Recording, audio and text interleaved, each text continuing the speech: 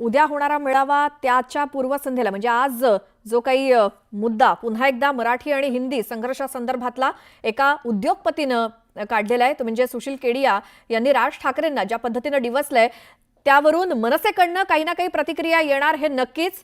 काय करायचंय ते करा, मी काही मराठी शिकणार नाही असं त्यांचं म्हणणं आहे. राज ठाकरे यांना आव्हान देणारे उद्योगपती सुशील केडिया हे सध्या आपल्या सोबत स्वतः आहेत. सुशीलजी, स्वागत तुमचं न्यूज 18 लोकमत मध्ये. काय म्हणणं आहे तुमचं? देखिए, आपसे मेरा एक अनुरोध है। मैं अभी गूगल ट्रांसलेट की मदद से आपको मराठी में बात करूंगा क्योंकि मेरी मराठी फ्लुएंट नहीं है। जर माझे मराठी बोलणे अस्खलित असेल तर मला मारहाण करावी लागेल का? मला मराठी बोलायला लाज वाटते. बरं, मी म्हणजे असं विचारायचं की आता का मराठी बोलायला का लाज वाटते, कारण तुम्ही महाराष्ट्रामध्ये आहात.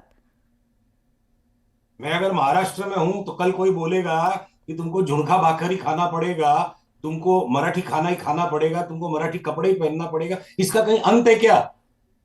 राक्षसी प्रवृत्ति है अहंकार को जन्म देना.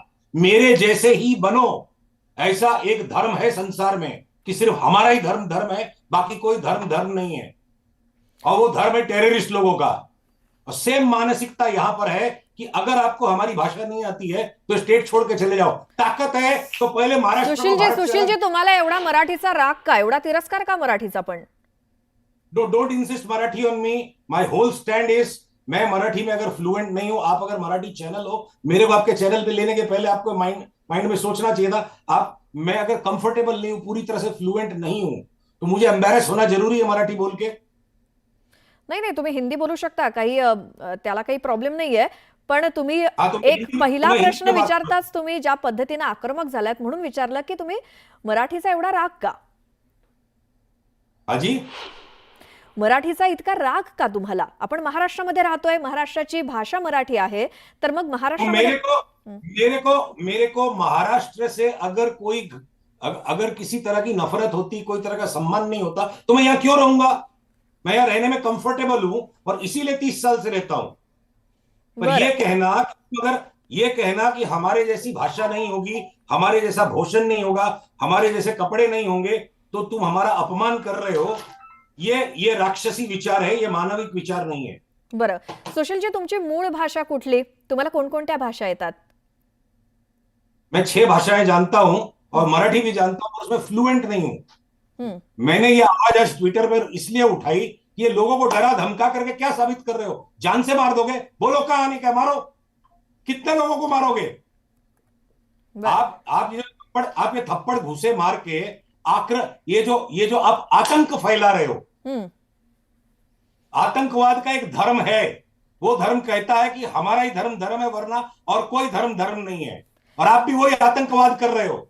बोलो, मैं मरने को तैयार हूं, कहां आना है, मारो मेरे को. और मेरे जैसे सैकड़ों लोग मरने तैयार हो जाएंगे. ये कोई तरीका है क्या? नाही, इतकं टोकाला जायची काही गरज नाहीये. पण सुशीलजी, तुम्हाला फ्लुएंट कुठल्या कुठल्या भाषा येतात? आम्हाला जाणून घ्यायला आवडेल.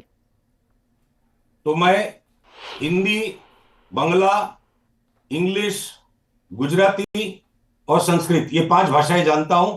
मैं मराठी भी जानता हूं, पर अभी तक मराठी में उतना फ्लुएंट नहीं हो पाया. क्योंकि बाकी की 5 भाषाएं मैंने अल्पवयस्कता में सीख ली थी. उसके बाद से व्यक्ति के जीवन में अगर समय का अभाव हो, उसको अपने सांसारिक दायित्व, व्यावसायिक दायित्व सब पूरे करने हैं, और उसके अंदर अगर उसका काम चल रहा है तो आप उसको भयभीत करोगे, आतंक फैलाओगे. एक आतंकवादी में और राज ठाकरे की इस नीति में क्या फर्क है? असं वाटतं आतंकपेक्षा याला मराठी भाषेचा सन्मान करणं म्हणतात. सुशीलजी, तुम्ही मूळचे कुठले आहात आणि किती वर्षांपासून तुम्ही महाराष्ट्रात राहताय? आप सबसे पहले मानवता का सम्मान कीजिए. आपके जैसे अगर हम नहीं हो पा रहे हैं तो इसका मतलब हमने आपका अपमान कर दिया क्या? असं कोणीच कोणासारखं होऊ शकत नाही सुशीलजी. फक्त महाराष्ट्रात जर राहताय तर मराठीचा सन्मान हा केलाच पाहिजे, हाच आग्रह आहे. तो मैं अगर आपके जैसा नहीं हो पा रहा हूं, इसका मतलब मैंने आपका अपमान कर दिया क्या? मैं अगर आप जैसा नहीं बन पा रहा हूं, इसका मतलब आपका अपमान हो गया? मुळीच नाही.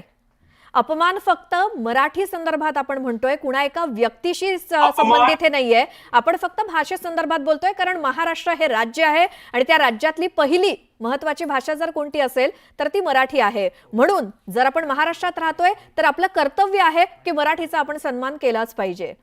ये सब डिवाइड एंड रूल की चीप पॉलिटिक्स है. महाराष्ट्र भारत का हिस्सा है और हम सब लोग पहले भारतीय हैं. मला वाटतं राजकारण याच्यामध्ये नाहीये. राजकारण बाजूला राहिलं, फक्त महाराष्ट्र आणि मराठी या दोन मुद्द्यांवरनं आपण बोलतोय. त्यामुळे मी मगाशी तुम्हाला विचारलं तसं तुम्ही कुठूनचे आहात आणि महाराष्ट्रामध्ये तुम्ही कधीपासून किती वर्ष राहताय? मैं अगर 30 साल से भी महाराष्ट्र में और फ्लुएंट नहीं हो पाया, ये मेरी कोई भी विवशता है. इसको आप ये नहीं कह सकते कि मैं आपका अपमान कर रहा हूं. अगर मैं मराठी भाषा, अगर if I pass any derogatory remarks, if I pass any condemning remarks about Marathi bhasha or culture, then you can claim that I'm insulting you. But my inability so far to become like you doesn't mean I'm insulting you.